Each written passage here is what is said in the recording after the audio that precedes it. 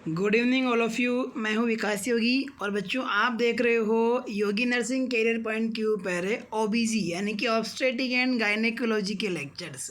और बच्चों अगर आपको यूं ही अगर कंटिन्यूस अगर ओबीजी के स्टेप बाय स्टेप सभी लेक्चर्स देखने हैं तो आप बने ही रहिए योगी नर्सिंग कैरियर पॉइंट के साथ में। और बच्चों आज मैं लेके आया हूँ आपके साथ में बच्चों ऑब्स्टेटिक एंड गायनेकोलॉजी के step by step continuous lectures. क्योंकि बच्चों बहुत से बच्चों ने मेरे को बोला है कि सर आप जो भी लेक्चर करा रहे हो, जो भी टॉपिक करवा रहे हो, सर आप एक सब्जेक्ट के टॉपिक कराओ ताकि हमारे नोट्स भी मेंटेन रहे। तो बच्चों आप सभी की इन बच्चों की रिक्वेस्ट के ऊपर है बच्चों आज मैंने स्टार्ट किया है बच्चों के कहने के ऊपर ओबीजी के लेक्चर बच्चों है ना। और ओबीजी के लेक्चर आपको सारे के सारे लेक्चर स्टेप बाय स्टेप देखने को मिलेंगे जब। और ध्यान रखना यहाँ पे अपना एक प्लान भी किया है कि जैसे ही माना कि ओबीजी का अपना एक टॉपिक कंप्लीट हो जाएगा तो टॉपिक कंप्लीट होने के बाद में उस टॉपिक के सारे क्वेश्चंस भी मैं आपको डिस्कस कराऊंगा ऑनलाइन स्क्रीन के ऊपर बच्चों है ना। वो चाहे से एनक्लेक्स का हो, चाहे सौंदर्य का हो, चाहे से मौसमी का हो,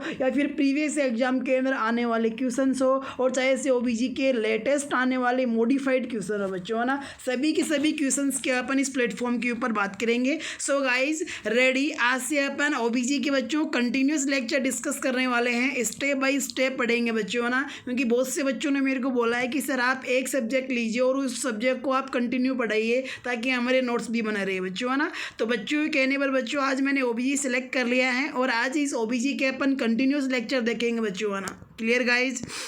तो बच्चों सबसे पहले अपन आज डिस्कस करेंगे बच्चों ओबीजी का इंट्रोडक्शन। क्या डिस्कस करेंगे? सबसे पहले ओबीजी का अपन इंट्रोडक्शन डिस्कस करेंगे। और देखो बच्चों आपकी एग्जाम के अंदर बहुत सी बार और बहुत से क्वेश्चन ओबीजी के इंट्रोडक्शन से आए हैं और इन फ्यूचर भी आते रहेंगे बच्चों है ना। सो देखो ओबीजी के इंट्रोडक्शन की अगर अपन बात करें तो भाई देखो ओबीजी के अंदर 3 लेटर है। कितने लेटर है बच्चों? 3 लेटर हैं, ओ बी एंड जी। अब यहाँ पे देखना कि ये जो ओ बी है क्या है, ये जो ओ बी है इस ओ बी का मीनिंग क्या है यहाँ पे ऑब्स्टेट्रिक है, और ये जो जी है इस जी का मीनिंग क्या है यहाँ पे गायनेकोलॉजी है। अब देखो बच्चों यहाँ से क्या क्वेश्चन पुटअप होगा। जैसे क्वेश्चन कई बार एग्जाम में आया है कि जो नर्सिंग वर्ड है ये कौन से वर्ड से डेराइव हुआ है, तो आपका आंसर जाता है कि सर नर्सिंग वर्ड है वो एक लैटिन भाषा का एक वर्ड है न्यूट्राइर। इस न्यूट्राइल वर्ड से क्या बना है? नर्सिंग वर्ड बना है बच्चों। इसी प्रकार यहाँ पर ओबी का फुल फॉर्म है ऑब्स्टेट्रिक, और ये जो ऑब्स्टेट्रिक वर्ड है बच्चों ये डेराइव हुआ है यानी कि ये वर्ड आया है, इस वर्ड को बनाया गया है कौन से वर्ड से? लैटिन वर्ड से। और बच्चों इस लैटिन वर्ड का नाम क्या है? ऑब्स्टेट्रिकस। क्या नाम है लैटिन वर्ड का? ऑब्स्टेट्रिकस। ध्यान रखना कई जगह ऑब्स्टेर भी मेंशन मिलता है। क्या? कई जगह के ऊपर है ऑब्स्टेर भी मेंशन मिलता है बच्चों। ऑब्स्टेट्रिकस और ऑब्स्टेर दोनों सेम ही हैं। अगर आपसे पूछे कि जो ऑब्स्टेट्रिक वर्ड है ये कौन सी भाषा के वर्ड से डेराइव हुआ है, तब तो आप कहोगे लैटिन वर्ड से डेराइव हुआ है। और पूछे कि लैटिन भाषा के कौन से वर्ड से डेराइव हुआ है, तो अपना आंसर जाएगा ऑब्स्टेट्रिक्स। यहाँ पे देखना जो ऑब्स्टेट्रिकस यूएस लगा, ये बीच में स्पेस नहीं है, टाइपिंग करने में हो गया, ये कंटिन्यू ही है ऑब्स्टेट्रिकस OBSTETRICUS, बीच में ये स्पेस नहीं है बच्चों ना। सो आपने क्या कहा कि जो ओबी के अंदर ओबी का फुल फॉर्म ऑब्स्टेट्रिक है और ऑब्स्टेट्रिक वर्ड लैटिन वर्ड से डेराइव हुआ है बच्चों, और ये लैटिन वर्ड कौन सा है? ऑब्स्टेट्रिकस है। लेकिन ध्यान रखना इस ऑब्स्टेट्रिकस का भी जो रूट वर्ड है वो रूट वर्ड कौन सा है? ऑब्स्टेट्रिक्स है। क्या है बच्चों? ऑब्स्टेट्रिक्स है। यानी कि सबसे पहले ऑब्स्टेट्रिक्स बना, फिर इस ऑब्स्टेट्रिक्स से क्या बनाया? ऑब्स्टेट्रिक्स बनाया जो कि एक लैटिन वर्ड है। और बच्चों इसी ऑब्स्टेट्रिक्स से अपनी मेडिकल साइंस की एक ब्रांच बनी जिसे अपन क्या कहते हैं बच्चों? ऑब्स्टेट्रिक कहते हैं। सो बच्चों आपको यहाँ पे ध्यान होना चाहिए कि ओबी का मतलब फुल फॉर्म क्या है, और फुल फॉर्म अगर पता है तो ऑब्स्टेट्रिक है, तो बच्चों ये कौन से वर्ड से डेराइव हुआ है और वो कौन सी भाषा का वर्ड है। फिर देखो इसके बाद में अपन बात करें कि ये जो ऑब्स्टेट्रिक है इस ऑब्स्टेट्रिक के अंदर अपन ने कहा कि ऑब्स्टेट्रिक वर्ड ऑब्स्टेट्रिक से बना है। तो भाई यहाँ पे ऑब्स्टेट्रिकस का मीनिंग क्या होता है कि ऑब्स्टेट्रिकस का मीनिंग क्या होता है? तो बच्चों ऑब्स्टेट्रिक्स का मीनिंग है one who stands opposite side, यानी कि वो पर्सन है जो लेबर के टाइम पर, डिलीवरी के टाइम पर प्रेग्नेंट वुमेन के अपोजिट साइड के अंदर स्टैंड करता है और लेबर प्रोसेस को असिस्ट करता है, उसे क्या कहते हैं अपन? ऑब्स्टेट्रिक्स कहते हैं। सो बच्चों ऑब्स्टेट्रिक वर्ड है, ऑब्स्टेट्रिक्स से बना है और ऑब्स्टेट्रिक का रूट वर्ड ऑब्स्टेट्रिक्स है और ऑब्स्टेट्रिक्स का मीनिंग क्या हुआ? हु स्टैंड्स अपोजिट साइड, यानी कि जो अपोजिट साइड के अंदर खड़ा होता है उसे अपन लैटिन भाषा में क्या कहते हैं? ऑब्स्टेट्रिक्स कहते हैं। क्लियर गाइस जितनी बात। इसके बाद में अपन बात करते हैं, भी ओबी की ही अपन बात कर रहे हैं बच्चों। इसके बाद में बात करते हैं अपन डेफिनेशन की। किसकी बात करते हैं बच्चों? डेफिनेशन की बात करते हैं कि ऑब्स्टेट्रिक्स का मीनिंग क्या होता है, किसे कहेंगे अपन ऑब्स्टेट्रिक्स। सो बच्चों पहली बात तो आप ये जान लो कि ये जो ऑब्स्टेट्रिक है ये मेडिकल साइंस की एक ब्रांच है बच्चों, और ये कोई छोटी ब्रांच नहीं है, मेडिकल साइंस की एक वाइड ब्रांच है। जैसे कि कार्डियोलॉजी मेडिकल साइंस की ब्रांच है, जैसे कि न्यूरोलॉजी है, यूरोलॉजी है, नेफ्रोलॉजी है, गैस्ट्रोइंटेस्टाइनोलॉजी है। कहने का मतलब है इन सभी की तरह ऑब्स्टेट्रिक भी क्या है बच्चों? मेडिकल साइंस की एक ब्रांच है। लेकिन अब देखते हैं कि ये मेडिकल साइंस की कैसी ब्रांच है, एग्जैक्टली हम ऑब्स्टेट्रिक को डिफाइन कैसे करेंगे। सो बच्चों आप ऑब्स्टेट्रिक को डिफाइन ऐसे करोगे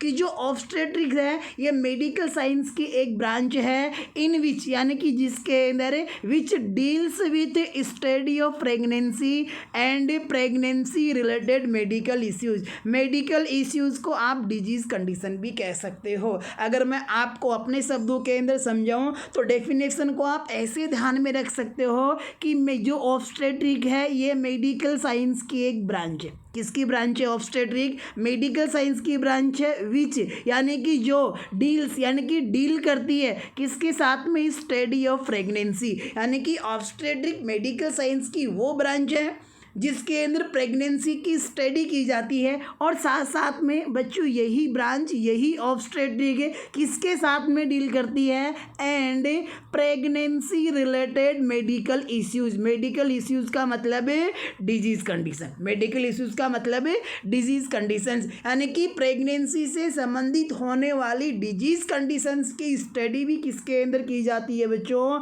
इसी ऑब्स्टेट्रिक के अंदर की जाती है। सो आपकी डेफिनेशन सिंपल सी बन गई कि मेडिकल साइंस की वो ब्रांच जो प्रेगनेंसी की स्टडी और प्रेगनेंसी से संबंधित डिजीज कंडीशंस के साथ में डील करती है। मेडिकल साइंस की उस ब्रांच को अपन क्या कहते हैं बच्चों? ऑब्स्टेट्रिक कहते हैं। जैसे कि यहाँ पे मैं मेडिकल इश्यूज ऑफ प्रेगनेंसी या फिर प्रेगनेंसी की डिजीज कंडीशंस, जैसे कि भाई प्रेगनेंसी से संबंधित होने वाली सभी डिजीजेज, चाहे से वो आपका APH हो, चाहे से वो PPH हो, चाहे से वो प्लासेंटा प्रीविया हो, चाहे से अब्रूप्सिया हो, चाहे से वो एबॉर्शन हो, चाहे वो एक्टोपिक प्रेगनेंसी हो बच्चों, चाहे से वो प्रेगनेंसी इंड्यूस्ड हाइपरटेंशन में एक्लाम्सिया हो, भले वो प्रीक्लाम्सिया हो, भले वो यहाँ पे जेस्टेशनल डायबिटीज मेलाइटस हो। कहने का मतलब प्रेगनेंसी से संबंधित होने वाली सारी की सारी डिजीज कंडीशंस की स्टडी अपन किसके अंदर करेंगे? ऑब्स्टेट्रिक के अंदर करेंगे। इतनी बात क्लियर। अब देखो बच्चों यहाँ पर एक नई बात निकल के आई है, वो क्या है कि ऑब्स्टेट्रिक के अंदर किसकी स्टडी करते हैं अपन?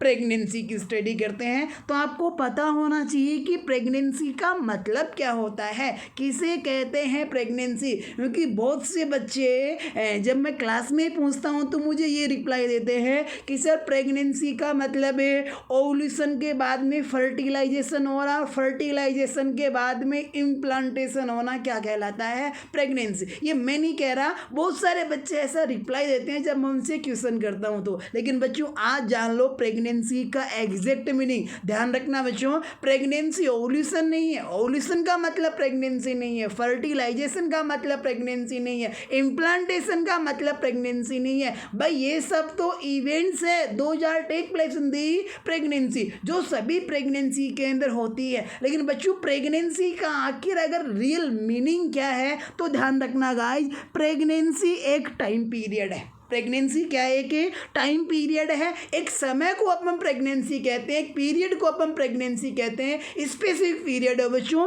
फ्रॉम कहाँ से कहाँ तक है? From conception to delivery. कि कंसेप्शन का मतलब दूसरा नाम, कंसेप्शन का दूसरा नाम क्या है? फर्टिलाइजेशन भी है। सो बच्चों कंसेप्शन यानी कि फर्टिलाइजेशन से लेकर के और डिलीवरी तक के पीरियड को अपन क्या कहते हैं, प्रेगनेंसी कहते हैं। हाँ, ये बात एक अलग है कि फर्टिलाइजेशन से लेकर के और डिलीवरी तक के इस पीरियड में एक से ज़्यादा फीटस यूट्रस के अंदर क्या करते हैं, डेवलप कर रहे होते हैं, ग्रो कर रहे होते हैं बच्चों ना। सो गाइज प्रेगनेंसी का एग्जैक्ट मीनिंग आपने जाना कि प्रेगनेंसी एक टाइम पीरियड है, कहाँ से कहाँ तक का, कंसेप्शन यानी कि फर्टिलाइजेशन से डिलीवरी तक का, और इस टाइम पीरियड के अंदर एक या फिर एक से ज़्यादा फीटस यूट्रस के अंदर क्या करते हैं बच्चों, डेवलप करते हैं, यानी कि यूट्रस में उनका डेवलपमेंट चल रहा होता है। यानी कि pregnancy is a time period from conception to delivery in which one or more foetus develops inside the uterus. Clear guys? तो आपको बच्चों आपने किसके बारे में, केवल इंट्रोडक्शन हुआ है ये अपना, अभी ओबीजी का नहीं हुआ, ओबीजी में केवल ओबी का हुआ है। एक बार रिवाइज कर देते हो कि आपकी मेमोरी भी स्ट्रॉन्ग हो कि ओबी का मतलब ऑब्स्टेट्रिक है बच्चों, और ये जो ऑब्स्टेट्रिक है ये कौन से वर्ड से बना है, लैटिन वर्ड से बना है। ये लैटिन वर्ड कौन सा है, ऑब्स्टेट्रिकस है, जिसका रूट वर्ड क्या है, ऑब्स्टेट्रिक्स है। अगर आपसे पूछे कि इस लैटिन वर्ड ऑब्स्टेट्रिकस का मीनिंग क्या होता है, तो क्या मीनिंग होता है, one who stands opposite side. फिर इसके बाद में अपन ने बच्चों ऑब्स्टेट्रिक की डेफिनेशन डिस्कस की कि भाई ये मेडिकल साइंस की एक ब्रांच है जो प्रेगनेंसी की स्टडी और प्रेगनेंसी से संबंधित मेडिकल डिजीज कंडीशंस के साथ में डील करती है। फिर अपन ने क्या जाना, प्रेगनेंसी का मीनिंग जाना। तो गाइज ओब्स के यानी कि ओबीजी के अंदर ओब्स के बाद में अपन अब बात करते हैं जी की, और बच्चों जी का फुल फॉर्म यहाँ पे बनता है गायनेकोलॉजी। जी का फुल फॉर्म क्या बनता है बच्चों,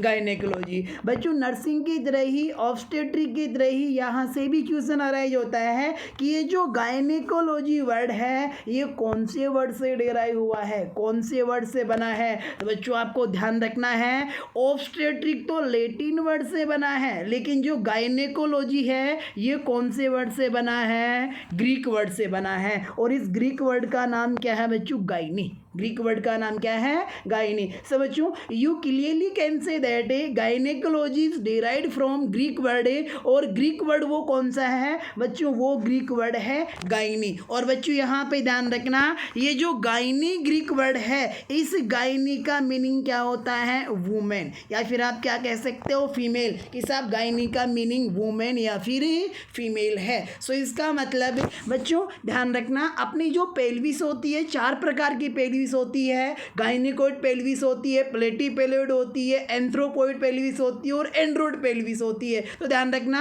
आपसे कई बार नहीं बल्कि मोस्ट ऑफ एग्जाम में क्वेश्चन पुटा हुआ है कि लेबर के लिए सबसे सूटेबल पेल्विस कौन सी है, तो वो पेल्विस है गायनेकोइड पेल्विस। क्योंकि बच्चों अपन क्या फीमेल के रिप्रोडक्टिव की स्टडी किस में करते हैं, गायनेकोलॉजी के अंदर करते हैं। और गायनेकोलॉजी वर्ड बना है ग्रीक वर्ड गायनी से, और गायनी का मतलब क्या होता है, फीमेल होता है। इसलिए फीमेल के अंदर पाई जाने वाली पेल्विस को भी अपन क्या कहेंगे, गायनेकोइड पेल्विस कहेंगे। क्या कहेंगे बच्चों, देखो क्वेश्चन के ऊपर फोकस करो।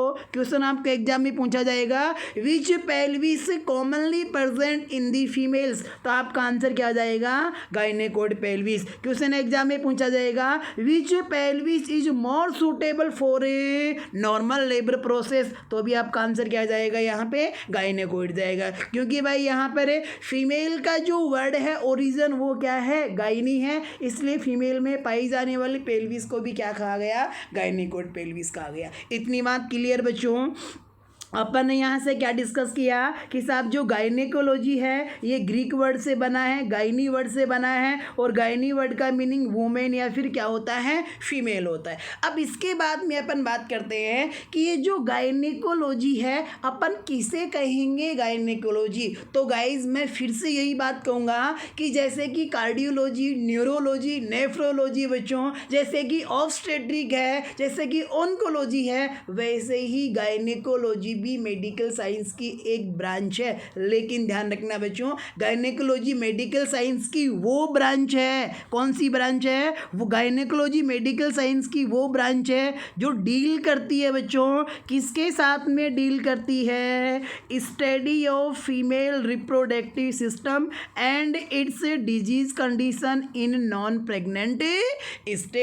So guys, you can say clearly that gynecology is a branch of medical science which deals with study of female reproductive system and its disease condition. its disease condition का मतलब non pregnant state में होने वाली female reproductive system के अंदर किसी भी प्रकार की जो डिजीज कंडीशन है उसके साथ में कौन डील करती है, उसकी स्टडी किस में की जाती है, तो बच्चों उसके स्टडी की जाती है गायनेकोलॉजी के अंदर. क्लियर गाइस इतनी बात. सो देखो यहाँ से कई बार एग्जाम के अंदर डेफिनेशन के क्वेश्चन पे आ जाते हैं, जैसे कि अभी कुछ दिन पहले 18-19 के अंदर वहाँ पर सफदरगंज के अंदर साइकोलॉजी साइकेट्री के डेफिनेशन के क्वेश्चन आए थे बच्चों. इसी प्रकार यहाँ से भी क्वेश्चन आ जाता है और क्वेश्चन सिंपल ही आएगा. अगर आप थोड़ा सा फोकस करोगे लेक्चर के ऊपर तो बड़े आसानी से इस क्वेश्चन को सॉल्व कर पाओगे बच्चों, और आप तो दौड़ के सॉल्व करोगे मेरा वादा है. लेकिन बस आपको काम इतना करना है कि आपको लेक्चर को पूरा देखना है, कंटिन्यूस देखना है,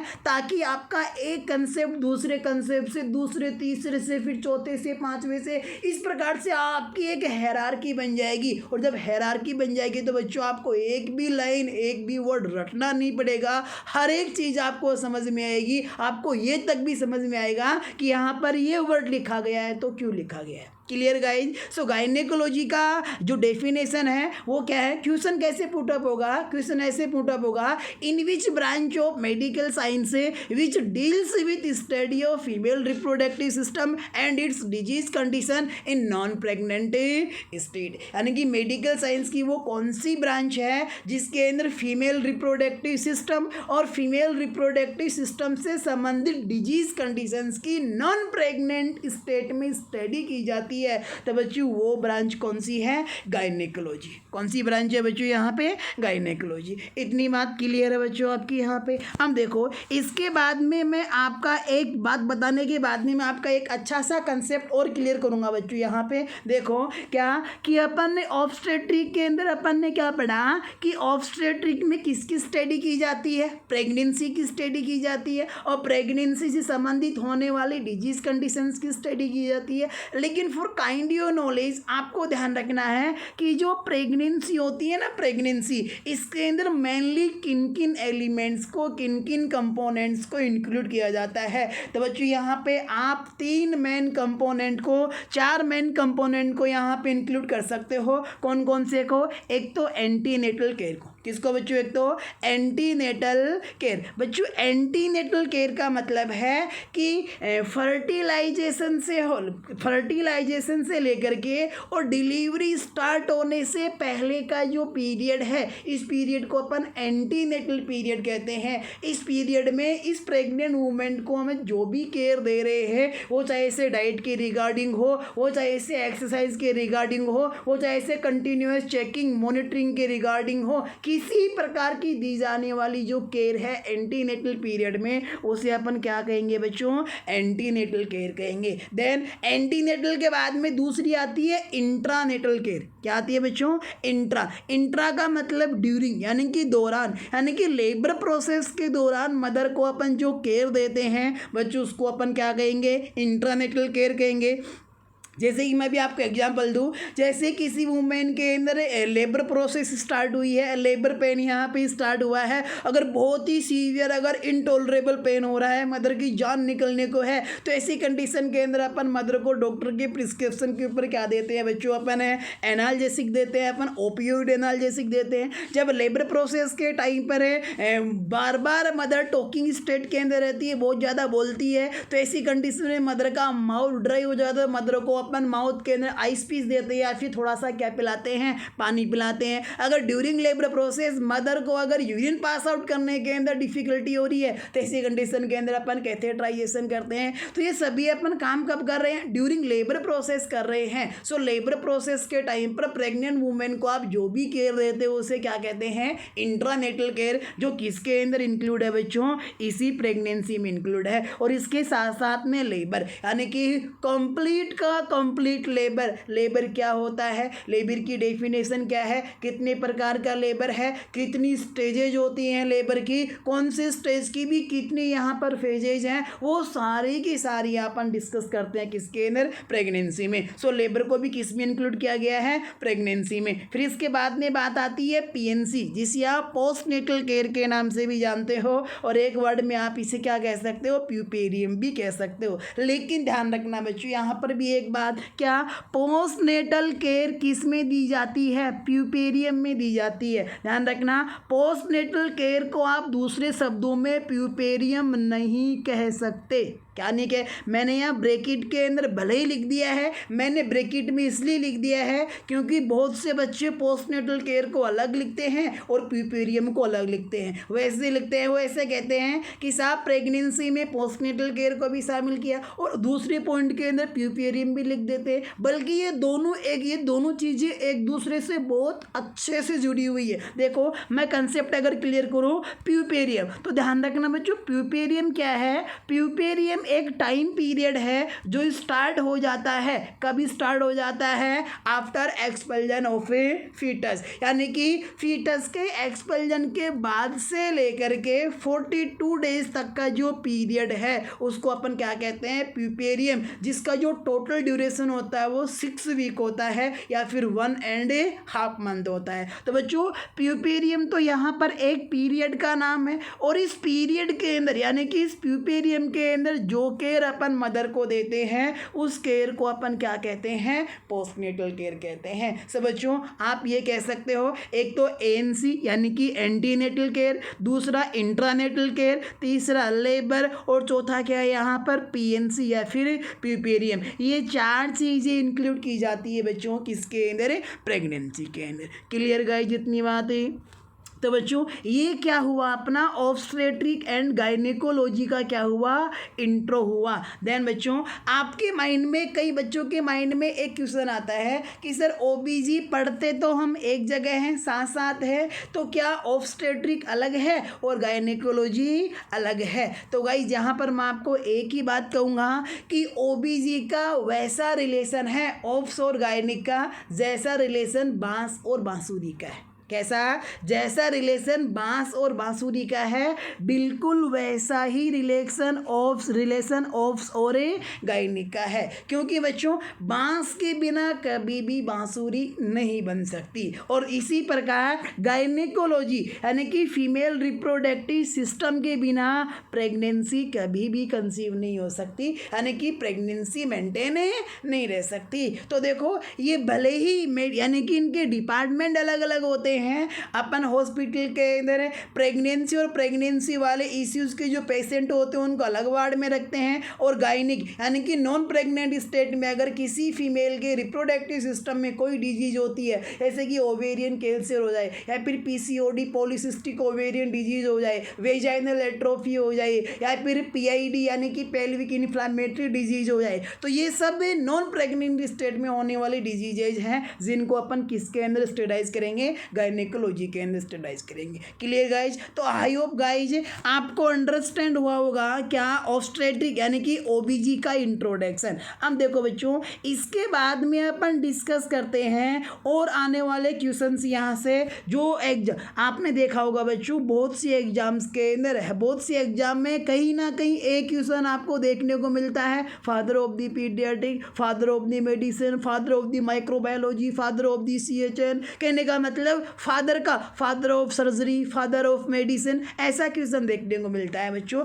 तो यहाँ से भी ओबीजी से भी ऐसा क्वेश्चन पुटअप हो सकता है, और बच्चों ऐसा क्वेश्चन पुटअप होगा ओबीजी से, वो क्या होगा, आपसे क्वेश्चन पूछ सकता है कि who is the father of ओबीजी। कि ओबीजी का फादर कौन है, ओबीजी के फादर के नाम से किसे जानते हैं, तो ध्यान रखना गाइज किसे जानते हैं, जेम्स मैरियन सिम्स को अपन किस नाम से जानते हैं, ओबीजी के फादर के नाम से जानते हैं। फॉर काइंड योर नॉलेज ध्यान रखना, जो जेम्स मैरियन सिम्स था ये बच्चों एक एगाइफ्ट ऑब्स्टेट्रिशियन थे। एगाइफ्ट का मतलब यहाँ पर है मिस्र, यानी कि जो मिस्र देश है उन मिस्र देश का एक ऑब्स्टेट्रिशियन था जिनका नाम क्या है, जेम्स मैरियन सिम्स। बच्चों इन्हीं जेम्स मैरियन सिम्स को क्या कहा जाता है, फादर ऑफ दी ओबीजी। सब बच्चों ये भी आने लायक क्वेश्चन है कभी ना कभी बच्चों, है ना। सो आपको माइंड में ध्यान रखना है who is the father of OBG, तो आपका आंसर जाएगा James Marion Sims. I think आपको ये नाम अजीब लग रहा होगा, जेम्स मैरियन सिम्स, तो आप इसको इजी बना सकते हो। कैसे इजी बना सकते हो कि भाई आप जब फंडामेंटल के अंदर पढ़ते हो कंफर्ट डिवाइसेस, और कंफर्ट के पर्पज़ के लिए अपन पेशेंट को देते हैं क्या, पोजीशंस। तो पोजीशंस के अंदर एक पोजीशन आती है कौन सी, सिम्स लेटरल पोजीशन। कौन सी आती है बच्चों, सिम्स लेटरल पोजीशन। तो आप उस सिम्स पोजीशन के नाम पे ध्यान रख सकते हो कि भाई ओबीजी का फादर कौन था, और भाई ओबीजी का फादर तो वो पोजीशन थी ना सिम्स, कौन सी थी, सिम्स। अब जैसे ही सिम्स याद आएगा आपको पोजीशन से, फिर ऑप्शन में जब देखोगे तो जे मैरियन सिम्स या फिर जेम्स मैरियन सिम्स, आपका माइंड अपने आप ही से रिकॉग्नाइज कर लेगा। सो आपको जेम्स मैरियन सिम्स नहीं ध्यान में रखना है, केवल आपको ध्यान में रखना है who is the father of OBG, तो सिम्स पोजीशन। कौन सी पोजीशन, सिम्स पोजीशन। और जैसे ही सिम्स पोजीशन नाम आएगी आपका माइंड के अंदर, तो ऑप्शंस में देखते हैं आपके सामने नाम आ जाएगा जेम्स मैरियन सिम्स, और आपका आंसर क्या हो जाएगा, करेक्ट हो जाएगा। क्लियर गाइस इतनी बात। चलो तो बच्चों अब देखो यहाँ पर मैं एक बात करता हूँ, अल्टरनेटिवली यहाँ पर जो गायनेकोलॉजी होता है ना, उसके अपोजिट जो मेडिकल टर्म है वो बच्चों, गायनेकोलॉजी के अपोजिट मेडिकल टर्म कौन सी है, एंड्रोलॉजी। अपोजिट देखो, गायनेकोलॉजी में फीमेल रिप्रोडक्टिव सिस्टम की स्टडी कर रहे थे और उनकी डिजीज कंडीशन की स्टडी कर रहे थे, वो भी नॉन प्रेग्नेंट स्टेट के अंदर स्टडी कर रहे थे। अब इसके अपोजिट यानी कि फीमेल के बजाय मेल, यानी कि मेल रिप्रोडक्टिव सिस्टम की स्टडी और मेल रिप्रोडक्टिव सिस्टम में होने वाली डिजीज कंडीशंस की स्टडी मेडिकल साइंस की जिस ब्रांच में की जाती है उस ब्रांच को अपन कहते हैं एंड्रोलॉजी। क्या कहेंगे बच्चों, एंड्रोलॉजी। अब यहाँ से भी देखो जो ओरिजिनेशन वाला क्वेश्चन है, जैसे कि अपन ने कहा कि ऑब्स्टेट्रिक किससे बना है, ऑब्स्टेट्रिक कस से बना है, लैटिन वर्ड से। गायनेकोलॉजी कौन से वर्ड से डेराइव हुआ है, ग्रीक वर्ड है, किससे, गायनी से डेराइव हुआ है। इसी प्रकार आपसे ही क्वेश्चन पूछ सकता है कि the andrology word derived from which word. तो पहली बात तो ध्यान रखना बच्चों, जो एंड्रोलॉजी वर्ड है ये ग्रीक वर्ड से बना है, और इस ग्रीक वर्ड का नाम क्या है, एंड्रोस। क्या नाम है बच्चों, एंड्रोस। और बच्चों इस ग्रीक वर्ड का एंड्रोस का जो मीनिंग है वो मीनिंग क्या होता है, मेल। जैसे गायनी का मतलब फीमेल है, उसी प्रकार एंड्रोस का मतलब क्या है बच्चों, यहाँ पे मेल है। सो गाइस आपकी बात क्लियर होगी कि एंड्रोलॉजी ग्रीक वर्ड से बना है, और वो ग्रीक वर्ड कौन सा है, एंड्रोस है, और एंड्रोस का मीनिंग क्या होता है, मेल होता है। सो अब इसकी डेफिनेशन अपने आप बना लोगे कि एंड्रोलॉजी का मीनिंग क्या होगा। तो एंड्रोलॉजी की डेफिनेशन होगी study of male reproductive system and its disease conditions, कि मेल रिप्रोडक्टिव सिस्टम और मेल रिप्रोडक्टिव सिस्टम में होने वाली डिजीज कंडीशंस की स्टडी करना क्या कहलाएगा गाइस, एंड्रोलॉजी कहलाएगा। यहाँ पे एंड्रोलॉजी में इन नॉन प्रेग्नेंट स्टेट लगाने की आवश्यकता नहीं है। कहीं कॉलेज वाले बच्चे को ये देख रहा हो, और जब कॉलेज में हो सकता है कभी डेफिनेशन पूछ ली जाएगी डिफाइन एंड्रोलॉजी, और वो यहाँ पे यानी कि उल्टा कर दे किसके, गायनेकोलॉजी के। तो गायनी के अंदर तो अपन ने इन नॉन प्रेग्नेंट स्टेट लगाया था, तो यहाँ पर एंड्रोलॉजी के अंदर इन नॉन प्रेग्नेंट स्टेट मत लगा देना बच्चों, वरना एग्जामिनर जो आपकी कॉपी चेक कर रहा है वो एग्जामिनर वहीं पे उसके अंदर सिनोप्स के अटैक देखने को मिलेंगे, ट्रांजिएंट अनकॉन्शियसनेस के अटैक देखने को मिलेंगे ना बच्चों। सो ऐसी गलती मत कर देना, क्योंकि नॉन यानी कि प्रेगनेंसी की जो जिम्मेदारी है ये पूर्णतः ईश्वर ने नेचर नेचर ने महिलाओं को दे रखी है, पुरुषों के अंदर इसका कोई डायरेक्टली लेना देना नहीं है। सो गाइज एंडोलॉजी का डेफिनेशन क्लियर हुआ आपके। फिर इसके बाद में यहाँ से इंपॉर्टेंट चीज़ और ध्यान रखना जो बहुत सी बार क्वेश्चन आता है, लेकिन यहाँ पे बड़ा अच्छा लिंक बन रहा है क्या कि मेल रिप्रो यानी कि जो एंड्रोलॉजी है वो कौन से वर्ड से बना है, एंड्रोस से। एंड्रोस का मीनिंग क्या है, मेल है। इसलिए ध्यान रखना अगर आपसे पूछे कि which pelvis commonly found in the males, कि मेल के अंदर कौन सी पेल्विस पाई जाती है, तो ध्यान रखना गाइज मेल में पाई जाने वाली पेल्विस को अपन क्या कहेंगे, एंड्रॉइड पेल्विस।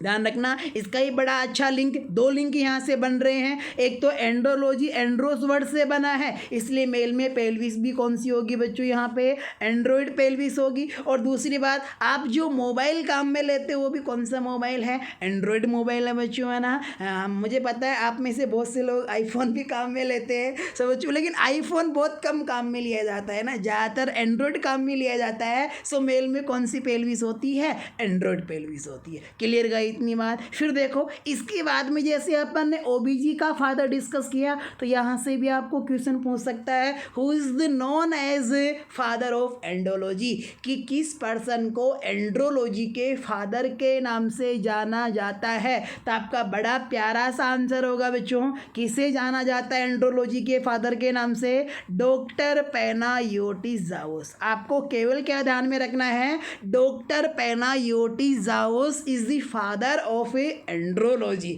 अब देखो अगर आपको इतना बड़ा नाम ध्यान रखने में अगर कठिनाई हो रही है, तो फिर आपको एक नाम तो ध्यान होगा भाई, जब अपन बच्चे थे तो वो एक मोबाइल आया करता था छोटा सा कीपैड वाला, जावा का मोबाइल आया करता था, और उसमें वो पजल वाला जावा का जो गेम भी चला करता था। तो देखो अपन ने बचपन के अंदर जावा के मोबाइल में जावा का पजल वाला गेम चलाया था। तो यहाँ पर एंड्रोलॉजी का फादर भी ऐसा ही है, जावा। कौन है, जावा। तो जावा से किसे कोरिलेट करोगे आप, जावो से, और जावा से आपको जावोस याद आएगा आपके ब्रेन को, और जैसे ही जावोस याद आएगा आप चारों ऑप्शन को पढ़ोगे तो पढ़ते आपका ब्रेन इमीडिएट रिकॉग्नाइज कर लेगा कि भाई कौन सा जावोस रे, डॉक्टर पैनायोटिज़ाउस। कौन है, doctor Panayotizous is the father of andrology. Clear guys. Then इसके बाद में ध्यान रखना, इस डॉक्टर पैनायोटिज़ाउस को एंड्रोलॉजी का फादर इसलिए कहा जाता है क्योंकि यूएसए यानी कि यूनाइटेड स्टेट ऑफ अमेरिका का जो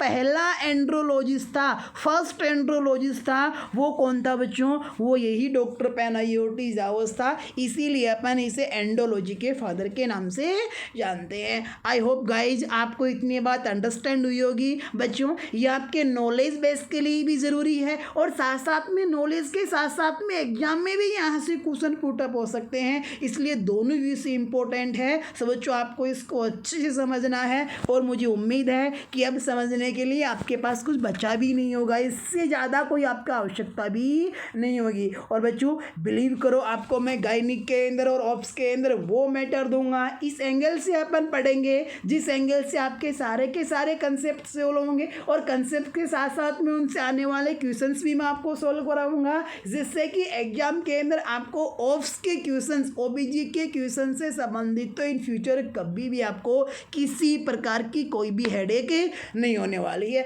तो चलो गाइज अपन डिस्कस कर रहे हैं ओबीजी, और मैं हूँ विकास योगी बच्चों। अब देखो अभी ओबीजी के अंदर अपन ने क्या कहा कि ओबी यानी कि ऑप्स और जी गायनिक का बिल्कुल ऐसा रिलेशन है जैसा रिलेशन बांस और बांसुरी का है। बांस के बिना बांसुरी नहीं बन सकती, तो सोचो कि क्या गायनिक के बिना, फीमेल रिप्रोडक्टिव सिस्टम के बिना क्या प्रेगनेंसी बन सकती है, मेंटेन रह सकती है, प्रेगनेंसी कंसीव हो सकती है बच्चों, नहीं हो सकती। इसी प्रकार बच्चों यहाँ पे जब अपने को बांसुरी बनाने के लिए पहले बांस की आवश्यकता होती है बच्चों, इसी प्रकार अपने को प्रेगनेंसी को स्टडी करने के लिए, प्रेगनेंसी को समझने के लिए बांस, और यहाँ पे बांस कौन है, गायनेकोलॉजी है। यहाँ पे बांस कौन है बच्चों, गायनेकोलॉजी है। सो आपको किसको समझना पड़ेगा बच्चों, आपको इसके लिए गायनेकोलॉजी को समझना पड़ेगा। सब बच्चों देखो गायनेकोलॉजी मीनिंग आप पहले से ही जानते हो, डेफिनेशन पहले से जानते हो, इसका ओरिजिन आप पहले से जानते हो कि भाई गायनेकोलॉजी के अंदर किसकी स्टडी की जाती है, फीमेल रिप्रोडक्टिव सिस्टम की स्टडी की जाती है। किसकी बच्चों? फीमेल रिप्रोडक्टिव सिस्टम की। अब देखो कई वैसे तो बच्चों आपको पता है, लेकिन फिर भी आपके नॉलेज के इम्प्रूवमेंट के लिए कि जो अपनी बॉडी है, इस बॉडी की सबसे छोटी स्ट्रक्चरल और फंक्शनल यूनिट कौन सी है बच्चों? सेल है। और ध्यान रखना, एक जैसा काम करने वाली, एक जैसी स्ट्रक्चर की सेल्स जब आपस के अंदर मिलती हैं तो इन सेल्स के ग्रुप को अपन क्या कहते हैं? टिश्यू कहते हैं। और जब काफ़ी सारे टिश्यू आपस के अंदर मिलते हैं तो किसका फॉर्मेशन करते हैं? ऑर्गन का। और काफ़ी सारे ऑर्गन आपस में मिलकर के क्या बनाते हैं? अपनी बॉडी का एक बॉडी सिस्टम बनाते हैं। और अपन कौन से बॉडी सिस्टम की बात कर रहे हैं? रिप्रोडक्टिव सिस्टम की। और बच्चों ह्यूमंस के अंदर रिप्रोडक्टिव सिस्टम भी दो प्रकार का है, फीमेल रिप्रोडक्टिव सिस्टम और मेल रिप्रोडक्टिव सिस्टम। अपन ओबीजी पढ़ रहे हैं, सो अपन क्या पढ़ेंगे यहाँ पे? Female reproductive system. मैं आपको बहुत अच्छे से समय आने के ऊपर एंड्रोलॉजी यानी कि मेल रिप्रोडक्टिव सिस्टम भी पढ़ाऊंगा, लेकिन अभी बच्चों की डिमांड है कि सर पहले ओबीजी पढ़ाई जाए ताकि हमारे ओबीजी के सभी कंसेप्ट क्लियर हो जाए। और बच्चों मेरा वादा है आपका ओबीजी का कोई भी कंसेप्ट क्लियर, यानी कि कोई भी कंसेप्ट मैं आपका अधूरा नहीं छोड़ूंगा, हर कंसेप्ट को क्लियर करूंगा बच्चों, है ना। और फिर भी अगर आपको इतना समझाने के बाद में भी आपके माइंड में कोई डाउट आता है तो बच्चों ऐसी कंडीशन में आप कमेंट सेक्शन में जाकर के मुझे कमेंट कर सकते हैं। जितना जल्दी हो सकेगा बच्चों मैं आपके डाउट का आंसर दूंगा, यानी कि आपके डाउट को रिड्यूस करने की पूरी कोशिश करूंगा एज सून एज, जितना जल्दी पॉसिबल हो सकेगा उतना जल्दी। सब बच्चों अपन ने कहा कि सेल से टिश्यू बना, टिश्यू से ऑर्गन बना और ऑर्गन से क्या बना? बॉडी सिस्टम बना। तो अब यहाँ पे देखो बॉडी सिस्टम, अपन कौन सा बॉडी सिस्टम पढ़ रहे हैं? लाइक जैसे कि फीमेल रिप्रोडक्टिव सिस्टम अपन क्या पढ़ रहे हैं। इसी प्रकार अपनी बॉडी में और भी बहुत सारे सिस्टम है, जैसे नर्वस सिस्टम है, जैसे कि रेस्पिरेटरी सिस्टम है, कार्डियक सिस्टम है, एंडोक्राइन सिस्टम है, जीआई सिस्टम है बच्चों, ना रीनल सिस्टम है यहाँ पर। तो बच्चों इसी प्रकार अपनी बॉडी का एक सिस्टम है, कौन सा? Reproductive system. और ध्यान रखना बच्चों, चाहे अपनी बॉडी का कोई भी सिस्टम हो, हर सिस्टम किससे बनता है? ऑर्गन से बनता है। सो अपने को यहाँ पे पता होना चाहिए कि जो फीमेल रिप्रोडक्टिव सिस्टम है तो सिस्टम किससे बनता है? ऑर्गन से बनता है। इसका मतलब फीमेल रिप्रोडक्टिव सिस्टम किससे बनता है? फीमेल रिप्रोडक्टिव ऑर्गन से। किन ऑर्गन्स को अपन क्या कहेंगे बच्चों? Female reproductive organs. लेकिन ध्यान रखना बच्चों, फीमेल रिप्रोडक्टिव सिस्टम को बनाने वाले ये जो फीमेल रिप्रोडक्टिव ऑर्गन्स हैं ये कितने प्रकार के हैं? 3 प्रकार के हैं। There are 3 kinds of female reproductive organs. कि साहब फीमेल के जो रिप्रोडक्टिव ऑर्गन्स हैं वो कितने प्रकार के होते हैं बच्चों? 3 प्रकार के होते हैं। कौन कौन से? सबसे पहला तो कौन सा? External reproductive organ. क्या बच्चों? एक्सटर्नल रिप्रोडक्टिव ऑर्गन, जिनको आप एक्सटर्नल जेनाइटल भी कह सकते हो। जेनाइटल का मतलब रिप्रोडक्टिव ऑर्गन ही है। देखो इन्हें एक्सटर्नल की कैटेगरी में क्यों डाला गया है? देखो रिप्रोडक्टिव ऑर्गन का मतलब वे ऑर्गन्स जो रिप्रोडक्शन के अंदर हेल्प करते हैं। रिप्रोडक्शन का मतलब प्रोडक्शन ऑफ ऑफस्प्रिंग, यानी कि संतान की उत्पत्ति करना क्या कहलाता है? रिप्रोडक्शन कहलाता है। और इस रिप्रोडक्शन के अंदर हेल्प करने वाले जो ऑर्गन्स हैं उन्हें क्या कहेंगे? रिप्रोडक्टिव ऑर्गन कहेंगे। अपन फीमेल रिप्रोडक्टिव ऑर्गन की बात कर रहे हैं। और बच्चों फीमेल के रिप्रोडक्टिव ऑर्गन्स 3 प्रकार के होते हैं, जिनमें से पहला है एक्सटर्नल रिप्रोडक्टिव ऑर्गन्स। बच्चों एक्सटर्नल रिप्रोडक्टिव ऑर्गन्स के कैटेगरी में वो सभी ऑर्गन्स आते हैं जो एक्सटर्नली यानी कि बाहर से क्या होते हैं? विजिबल होते हैं। यानी कि फीमेल के वो रिप्रोडक्टिव ऑर्गन्स जो एक्सटर्नली विजिबल होते हैं, आउटर साइड से विजिबल होते हैं, उन्हें अपन क्या कहेंगे? एक्सटर्नल रिप्रोडक्टिव ऑर्गन या फिर एक्सटर्नल जेनाइटल्स। एक बार मैं आपको नाम बता दूं कि ये कौन कौन से एक्सटर्नल रिप्रोडक्टिव ऑर्गन या फिर जेनाइटल्स होते हैं फीमेल के। इनमें से सबसे पहला तो मॉन्स प्यूबिस। बच्चों एक बार आप नाम से रूबरू हो, फिर सभी के बारे में 1 बाय 1 अच्छे से मैं आपका हर एक कंसेप्ट पूरा करूंगा। सबसे पहले आप ध्यान रखो कि एक्सटर्नल रिप्रोडक्टिव ऑर्गन कौन कौन से हैं। तो एक तो कौन सा है? मॉन्स प्यूबिस है। दूसरा कौन सा बच्चों? यहाँ पे लेबिया मेजोरा। तीसरा कौन सा है? Labia minora. चौथा क्लाइटोरिस है, पांचवा वेस्टिबुलर, छठवा कौन सा है, पेरिनियम है। समझो इस प्रकार से फीमेल के 6 एक्सटर्नल रिप्रोडक्टिव या फिर एक्सटर्नल जेनाइटल्स होते हैं बच्चों। कौन कौन से, एक बार नाम रिवाइज करो। एक तो मॉन्स प्यूबिस है, एक लेबिया मेजोरा है, फिर लेबिया माइनोरा है, फिर क्लाइटोरिस है, फिर वेस्टिबुल है और फिर कौन है बच्चों, पेरिनियम। इन सभी ऑर्गन्स के बारे में 1 बाय 1 अपन डिस्कस करेंगे, लेकिन एक बार अपन क्लासिफिकेशन देख ले कि कौन कौन से ऑर्गन के अंदर, कौन कौन से टाइप के अंदर कौन कौन से ऑर्गन आते हैं। अभी अपन ने क्लासिफिकेशन देखा किसका बच्चों,